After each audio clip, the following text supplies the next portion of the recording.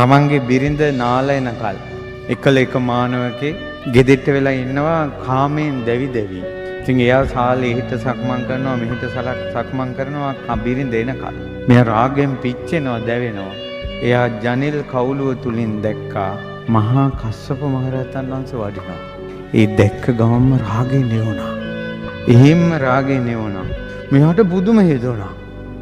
මහා කස්සප මහරහතන් වහන්සේ දකිනකොට රාගය නිවෙනවා. රාගය නිවෙනවා. මම පුදුම අසහනයෙන් හිටියේ. අර මොනිදුන් දැක්ක ගමන් මම නිවුණා.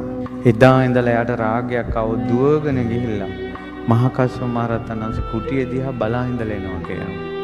මිහි පිට විරාගී මුනිවරයෙක්ගේ හැසිරීම රාග විරාගිත බවක් ඒ මුනිදුන්ගේ තිබ්බා. ඇත්තටම මහා කස්සප මහරහතන් වහන්සේ අපේ ජීවිතේ අපේ රාගයට විසඳුම් හොයන අයට නැවතුම් පලක් වුණොත් කොයිතරම් හොඳද?